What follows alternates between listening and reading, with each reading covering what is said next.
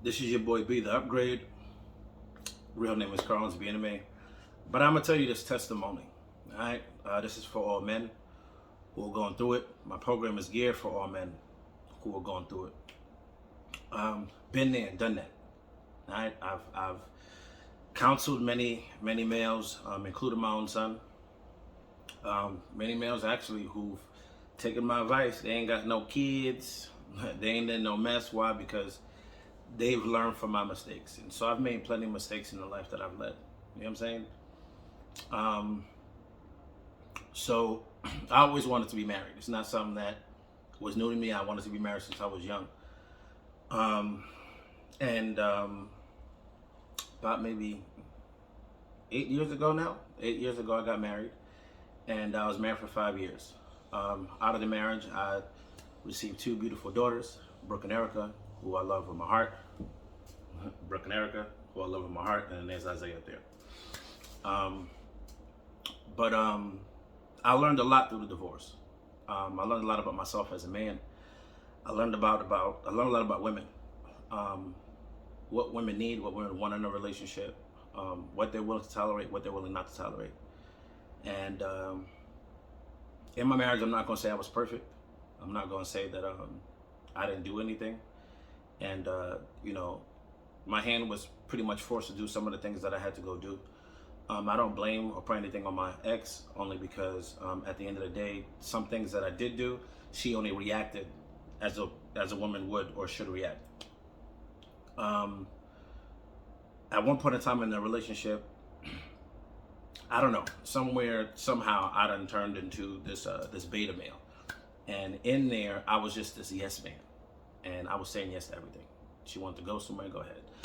You want to go do something, go ahead. But me, on the other hand, I was home all day. I didn't really go anywhere unless I was trying to figure out how to make this bread. Because at one point in time, inflation started going up. I didn't know what was going on. Learn some taxes or whatever. Save that. Now comes time for the divorce. And I'm pretty much like in shock, right? In shock, but not in shock. Only because in my head, I assumed and I thought, what I'm saying, like, you go through something, you work things out. But it's not everybody who's in there. Some people are in it for the wedding, but not for the marriage. Feel me? I don't know if that was my ex's intentions or whatever, but I know I was there for the marriage. Divorce came, and as divorce came up, I decided to leave because there were a lot of things that were going on in the house, and it was just getting nasty, and it was around the girls. And so I decided to leave, and I went to go get my own apartment. And when I did, I was helping an associate out. He was living on somebody's couch and all that. But at the same time, he didn't have any kids. And so one thing I had learned is that I really don't mess with you, or I don't deal with you if you don't have any kids, and definitely if you're a male. You would never be around my kids. Only because I just know the nature of men too. And it's not to say that this person did anything to my daughters or whatever, but first month I'm in, I'm trying to be nice. So, I pay my portion of the rent. And the next when their portion of the rent's supposed to come, all of a sudden they just end up disappearing for a couple of days. Rent is due. So rent is due. My mom even comes out. She stays with me for a little bit. She even feels that the vibe is off. She's like, Carlos, I think you should go. At the time, I had a friend who was like, yo, Carlins, just come to my crib and, stop being nice. Come to my crib, stay here for a bit, get your money up so you can go do what you got to go do. And I should have did it before. Because I just wanted my own, because there were things that were in the documents in the court papers, that, at the time didn't prohibit me to have a roommate. And that was just due to the fact that I was just trying to get it done. And I was really concerned about the child support and the money the money issue. So anything else that was said or done, I really didn't care for. But at the same time, it did hinder me. So after I leave that apartment, I ended up staying with my friend for a while. As I stayed with my coworker, I was there for like a good maybe 3 months until COVID had really hit. At that time, I had traveled up to New York. My father was sick with COVID. I had came down, and when I came back down, I had found out that I had to leave my coworker's house. I was still trying to get my money up at the time, but it wasn't enough. So I had to move out, and it had to be in a week. And I was like, fuck it. I had my car. So I stood in my car for a couple of days. From there, I ended up in Airbnbs. Thank you very much, Essence, and thank you very much, Bethany. Thank you very much, Maya, too. From there, I went from Airbnbs to extended stays. And sometimes I was in there because I was, in there with a friend. And other times I was in there, I would get my own room so that my daughters could stay with me. Because obviously they're not going to sleep in the car with me. How did I do that? But then it was also things that were done prior where my money was already tied up. So going through a divorce, there was some petty things that I was going through, and I had to go get a lawyer. And in getting the lawyer, that took away from the money that I had saved up to go and get another apartment. So now the sacrifice is really there. So now, I'm staying, a friend and I were just, sharing an Airbnb, sharing extended stays, and nothing bad happened to the point that I had to leave. But it was to the point where, things just had to be moved around and shifted. And I didn't feel comfortable where somebody's kids couldn't be able to stay because I was in a spot and we were both just in a spot. This is like during COVID. Nobody would know, nobody in nobody's house. So I ended up leaving there. I ended up staying at another friend's house, and I did that for a while, trying to save my money as well. And then I had to go from there. I left from there. Then I ended up staying in an apartment that I pretty much kind of had. And I was there for a bit. Rent went up really high. Again, I was still trying to save my money. And the person who lent me the apartment at the time was like, the lease is about to be up. And so, got to pretty much figure it out. So I did. Pretty much left. Put my stuff in storage. I went to New York for the summertime, one-way ticket. Even though I know I had to be back. It was supposed to be like a 2-week trip, ended up being like a month and a half. Stayed in New York, had a great time. And I had a hard time as well because a lot of things had happened with family and stuff like that. Things that I didn't really expect to happen. And so this is just on top of the stress and stuff that was added on. And so, I ended up, coming back home, and I ended up staying with a friend of mine. And as I was staying, now I was really depressed. I was in depressed mode. And it had really got me real bad because I was used to waking up with my daughters next to me. I couldn't sleep for months. Still can't sleep like that. But, it was my daughters not being there. My daughters and I had a routine. And for the fact that I wasn't in the same vicinity as my daughters, it really hurt me. It really took a toll on me. And I was trying to figure out, what am I going to do next? So I was at my friend's house, and, I was there for a while, and I started drinking a lot. And it was my fault. I started drinking a lot to the point that I was drinking, Bacardi bottles, 2, Tito's, 2, Crown Vanillas, the whole little bottle. I'd even get the one with the handle on it. That'd be gone in like maybe 2 days. And it was really bad. And it was bad to the point where I knew I was headed somewhere. I was throwing up everywhere. I was having nosebleeds.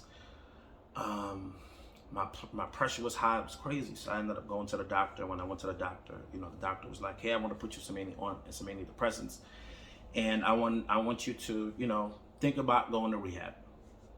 At first, I was ashamed. What? Me go to rehab? Man, I don't even know goddamn rehab. It's crazy. But then it got really bad. It got really bad to the point where I started seeing myself really falling off, and I couldn't be there for my daughters the way I wanted to, nor my son. And it was to the point where I was drinking, I was binge watching shows all day, and I'll just go to work. The idea of the book, Be the Upgrade, came in the midst of a time where I had to go to the hospital. This was during Christmas break last year, 2020. And I remember talking to my doctor. It was during the Christmas break, and she was like, you need to go to rehab. You need to go somewhere to kind of just refresh. This is a great time to do it now.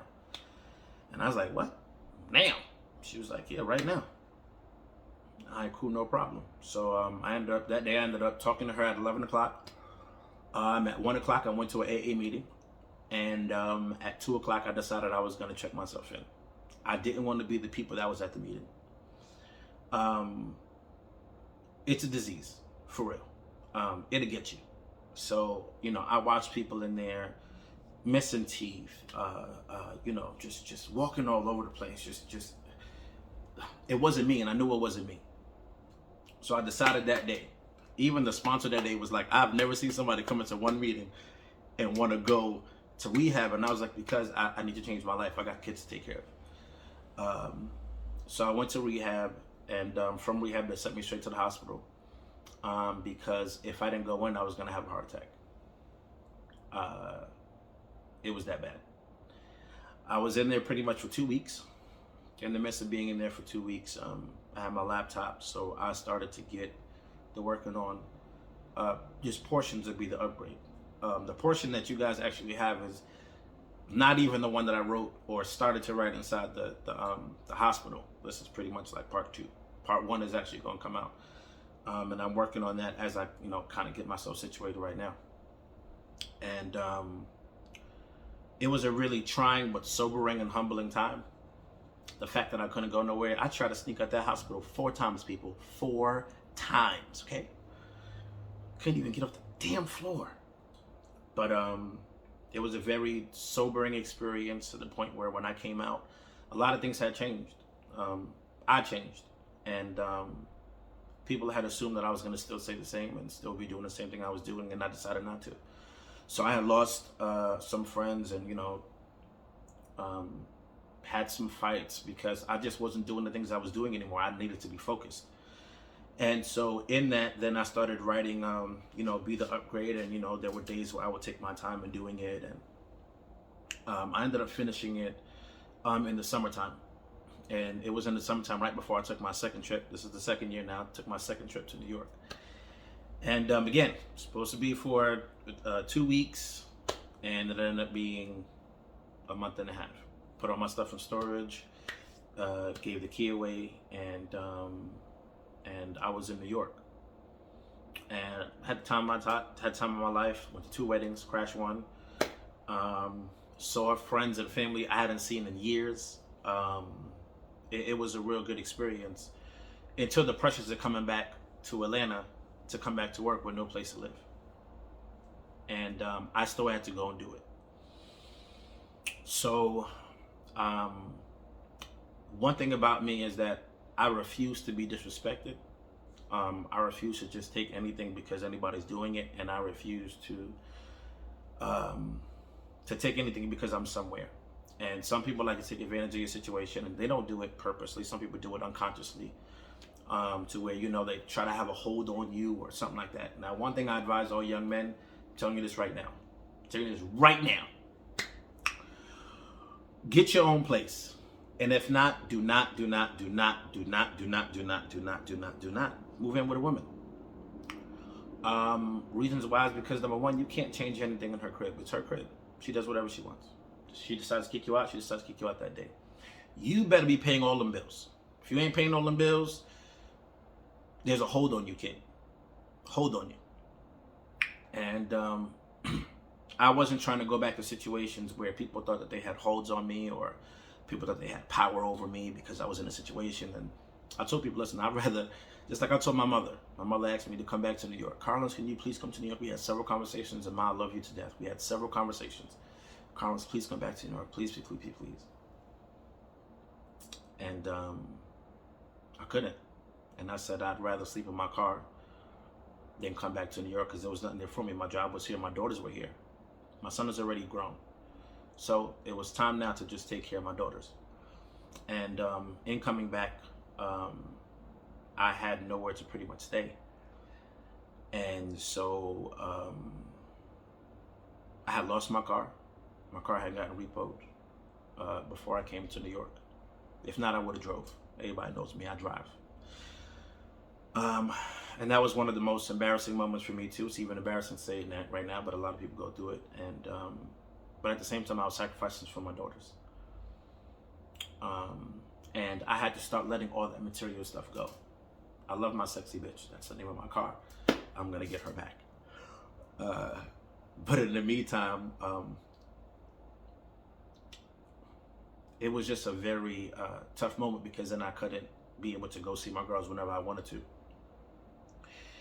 And now I'm back, in Atlanta, and for a time being, a lot of people didn't notice, not even the janitors at the school. I was sleeping under my desk at my school for a while. Yeah. And, lights out by 9. They thought I had left.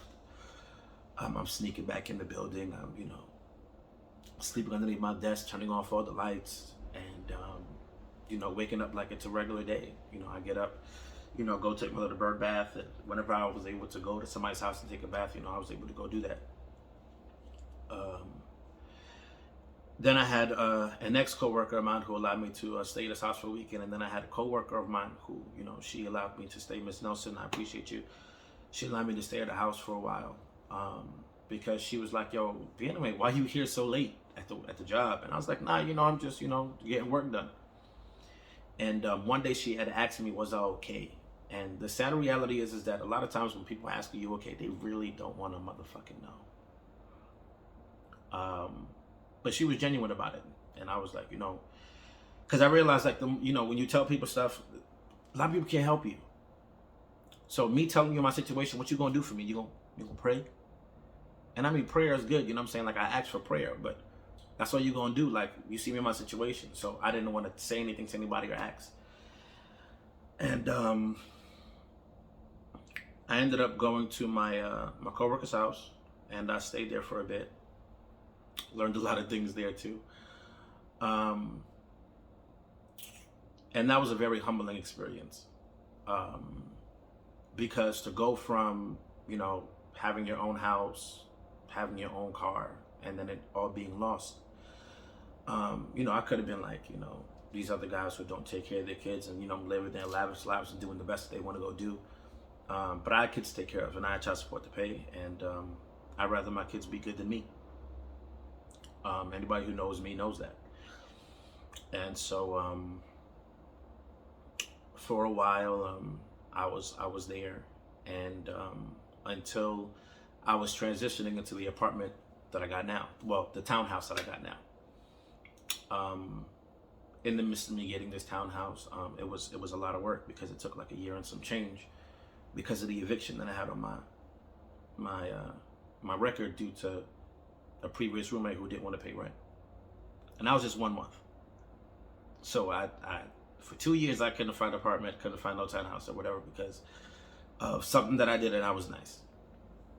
By the way, the word nice means ignorant, means stupid, it means dumb. Please go look it up, the etymology of the word. And if not, go to Webster's, and all the way at the bottom where it says origins, you're gonna see where it comes from.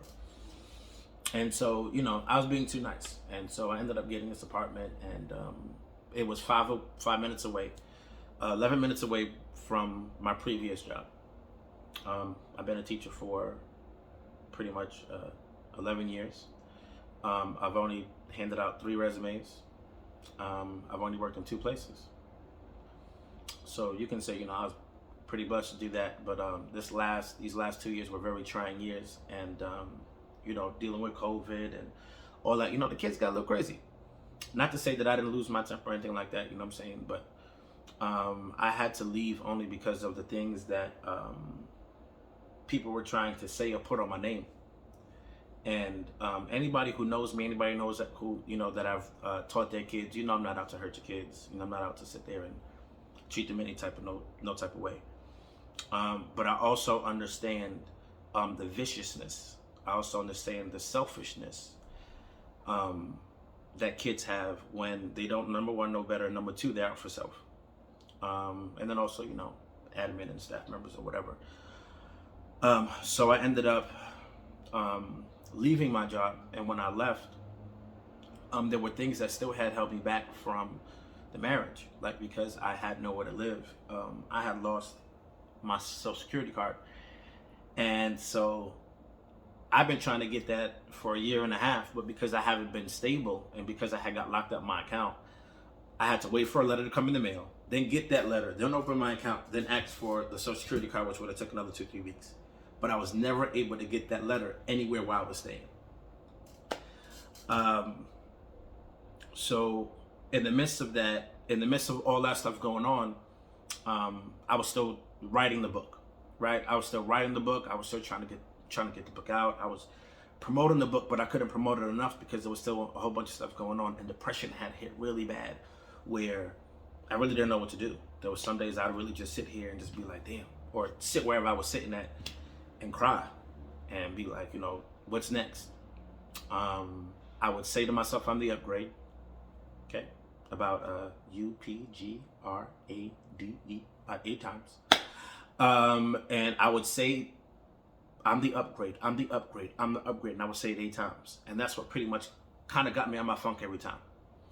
And it got to the point where, you know, after the book is out, I had it on my own website at one point, and you know, I'm trying to promote it and trying to do these things because everything is really for my kids.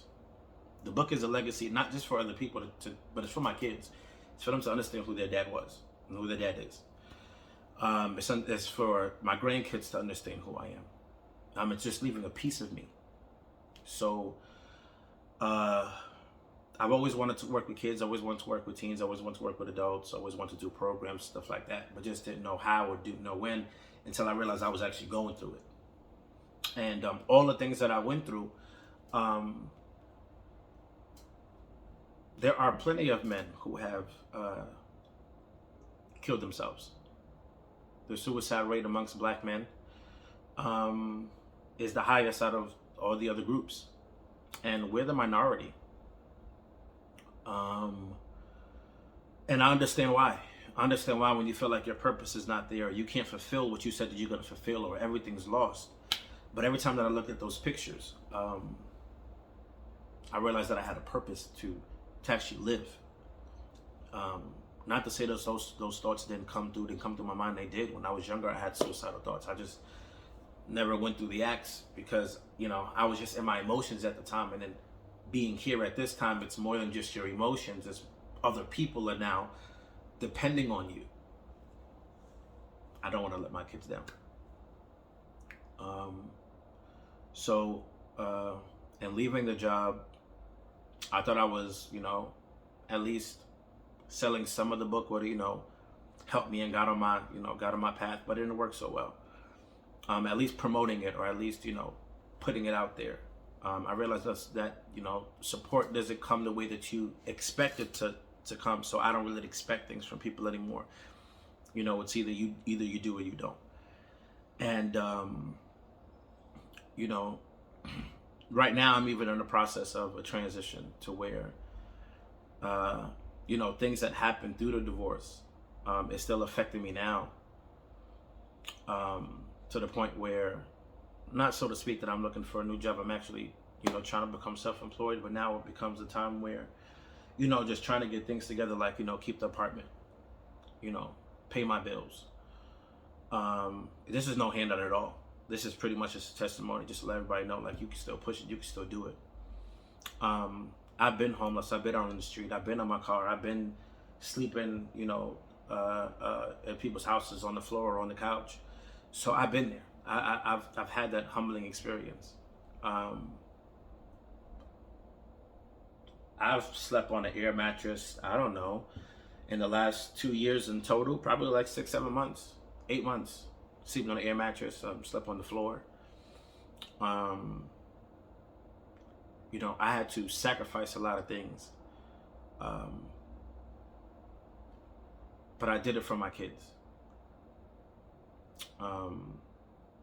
I also did it for those who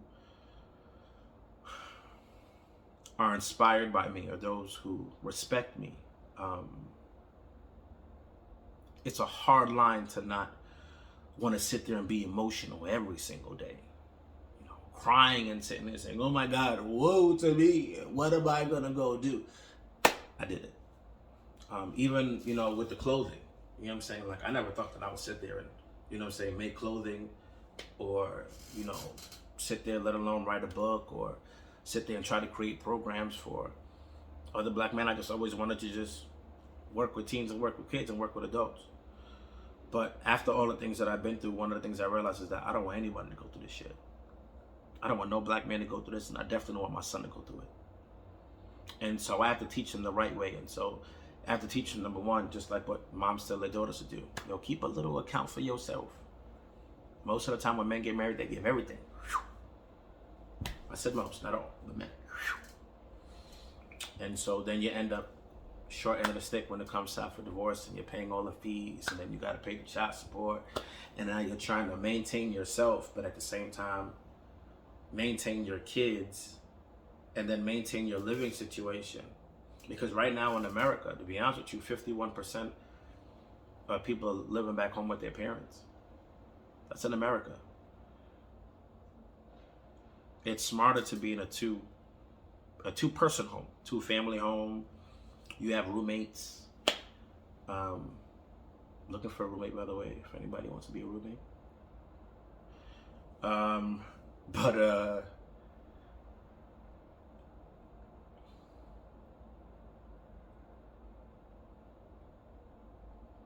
Being the upgrade isn't easy. I never said it was going to be. I never claimed to anybody that it was. Being the upgrade is actually the most bluntest thing that you could do. Because when somebody's coming at you, like one of my mottos in my book, and I had to say to myself, fuck my kids, fuck my mama, fuck my daddy, fuck my grandma, fuck my grandpa, fuck my aunt, fuck my uncle, fuck my siblings, fuck my friends. If I'm no good for me, how am I gonna be good for anybody else?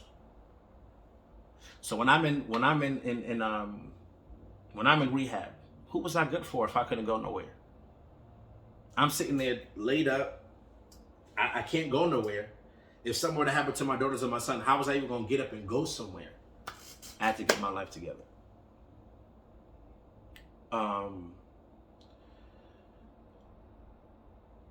The upgrade makes you reevaluate yourself. Asks you what your purpose is.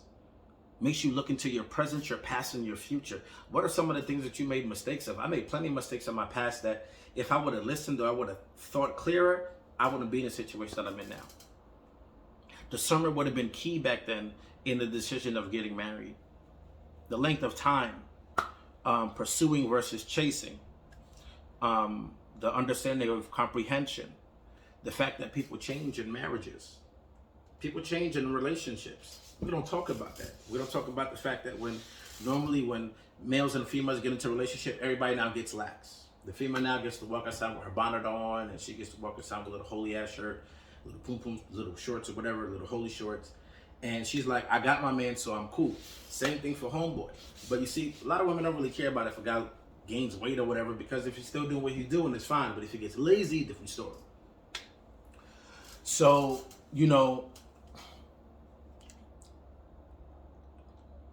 the upgrade really came from the fact that I was such in a low place.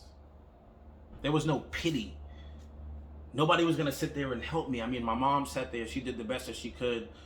I had some friends who sat there and, helped me out in some tough spots, gave me a place to stay sometimes, you know what I'm saying? Gave me some food, gave me a little when I needed it. You know what I'm saying? Like they really looked out. And so everybody who did, I am so grateful. So grateful. Public announcement to those. I am so grateful for everything that you've done, because it could have been worse. I could have been out on the street and longer. But I'm glad I'm not. Everything I do now is I do for the example of my kids. For my son, to let him know that whatever happens, you got to keep on moving. The world don't care. There are going to be some people in your circle, they're going to sit there, they're going to help you out, but a lot of people don't care. The word don't care. The word don't care about nights. The word don't care that I've been a teacher for 11 years. The word don't care that I take care of my kids. The word don't care that I sit there and open doors for old ladies. It don't care that I help people out. It don't care. For my daughters, I want them to be the example of what a man is. When a man says he's going to do something, he's going to do something. And it's not to say I'm gonna do it like this because it's just gonna happen. That's not reality. Reality is we live in America. Reality is we live in America where black people are still getting hunted to this day. So I have to be that example for my daughters to let them know, hey, daddy is always gonna be daddy. Daddy's always gonna be here for you. It's only a simple phone call away. I am so grateful for FaceTime. I'm so grateful for Duo, because that's the ways that I can communicate with my daughters when they're not with me.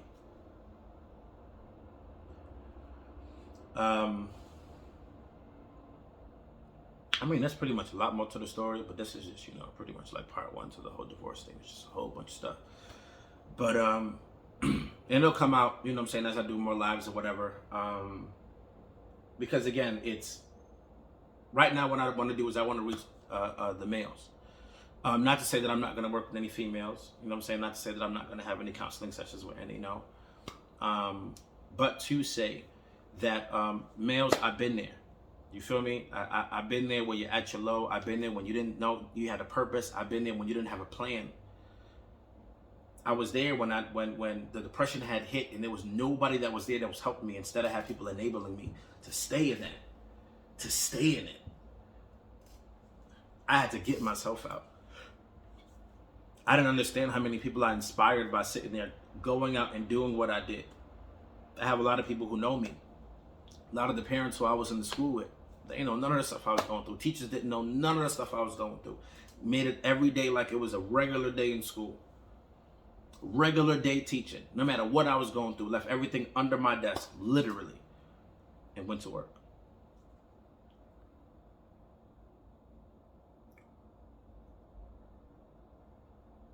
There's a lack of male leadership. There's a lack of male guidance going on.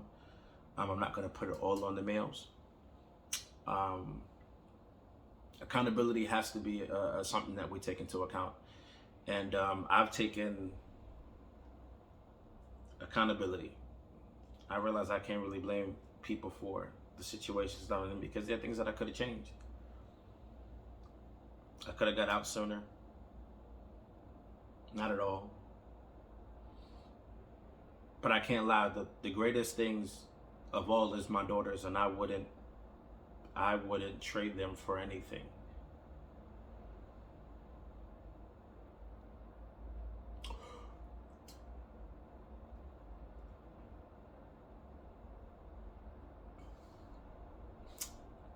I didn't understand my father until I had kids and I couldn't be there for them like I was.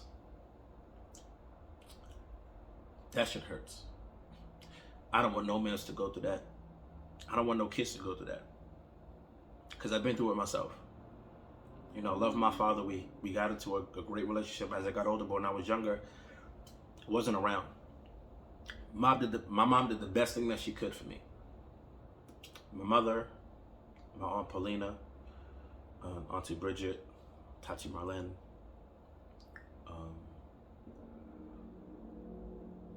they did the best that they could. Auntie Lusa,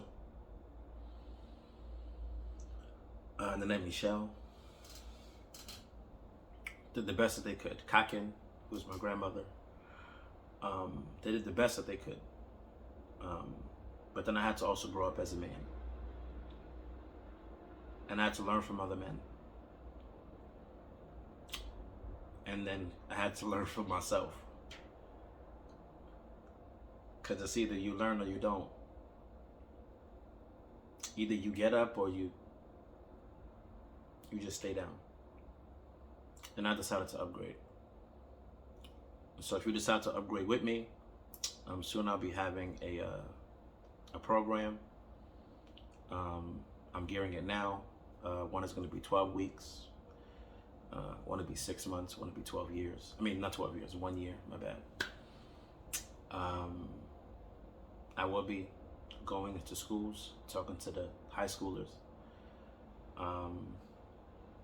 Financial literacy, masculinity, purpose. What is your purpose? Do you have a purpose? My purpose is to upgrade and to upgrade everybody around me. Everybody. We can all be better than what we are today. But you got to believe in yourself first. You got to know that you can do it. And so, as Black Panther would say, peace out. Again, this is the upgrade. You hear more from me. And I love you all. Definitely to my black males, my melanated males. You got this. You can get through it. You have a friend in me. And you know what I'm saying? Let's upgrade together. For the women, for the ladies, let's upgrade together too. Femininity, how men think, why we think the way that we think, the pros and the cons, the do's and the don'ts. Yeah, that's pretty much it. It's my spiel. And I'll check you on the flip side.